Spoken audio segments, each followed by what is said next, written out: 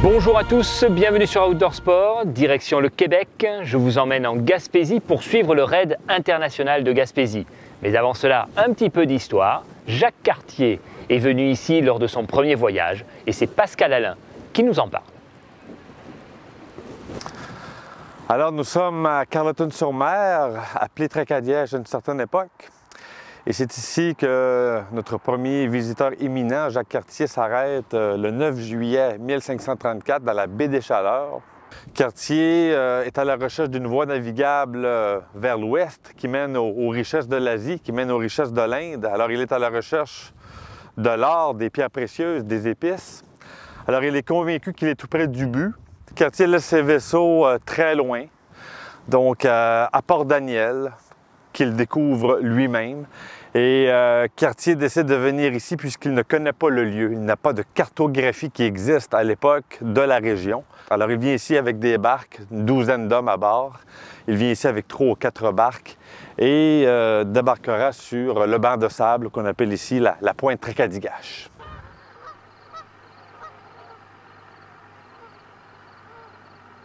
Les Autochtones sont là depuis des milliers d'années avant lui. Le 9 juillet 1534, Cartier le décrit très bien dans son journal de bord, c'est fascinant à lire. Ils sont très énervés, ils veulent le voir, ils veulent s'approcher d'eux, ils veulent s'approcher de l'équipage.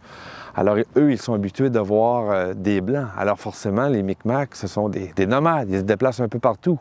Alors ils ont rencontré des Basques, ils ont rencontré des Bretons, ils ont rencontré des Normands, qui eux gardaient les expéditions beaucoup plus secrètes, comparativement à Cartier qui, lui, est commandité par le roi François Ier à une mission officielle. S'il y avait eu des médias à l'époque, ça aurait été une vedette, il aurait fait la première page des journaux.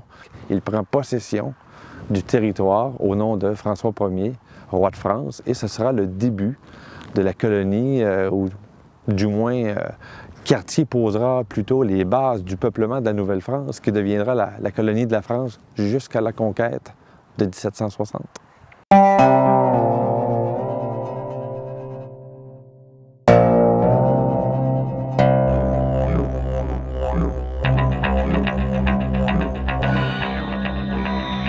Et la Gaspésie, comme on le dit souvent, c'est la porte d'entrée de la Nouvelle-France.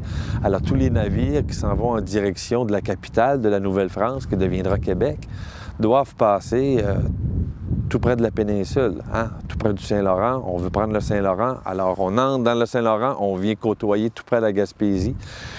C'est forcément la clé, la porte d'entrée de la Nouvelle-France, tout à fait. Et on parle souvent de mondialisation aujourd'hui, même si le terme est un peu dépassé, mais la mondialisation, à l'époque, au milieu du 17e siècle, en Gaspésie, on connaît déjà ça. Sur les plages de Percé, de Gaspé, il y a des marins qui proviennent du Portugal, il y a des gens qui viennent du Pays Basque, il y a des Bretons, il y a des Normands, il y a des Anglais. Alors il y a un commerce qui se fait là-bas de façon, c'est exceptionnel. Il y a un commerce vraiment important qui se fait là-bas. Et c'était forcément Cartier qui a ouvert la voie, quoi. Champlain va fonder la première véritable colonie française en terre d'Amérique, c'est Champlain qui la fonde. Alors, il va fonder en 1604 l'Acadie. Les gens de la baie des Chaleurs, ici, en Gaspésie, leurs ancêtres proviennent d'Acadie. Aujourd'hui, ça correspond à la Nouvelle-Écosse, une province canadienne, dans les Maritimes. C'est la première véritable colonie française en terre d'Amérique, 1604.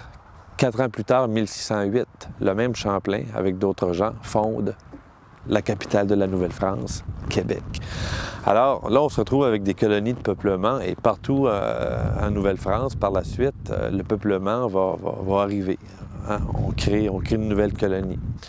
Alors, on ne pense pas seulement tirer profit au niveau mercantile, mais on comprend qu'il faut installer une population. Alors aujourd'hui, la population ici, dans la baie des Chaleurs, provient d'Acadie. Alors, les Acadiens ont quitté le centre-ouest de la France. Alors, ils ont quitté le Poitou, ils ont quitté la Saintonge, le Berry, la Touraine, la Charente. Et ils sont partis en 1604 vers le Nouveau Monde. Un voyage incroyable.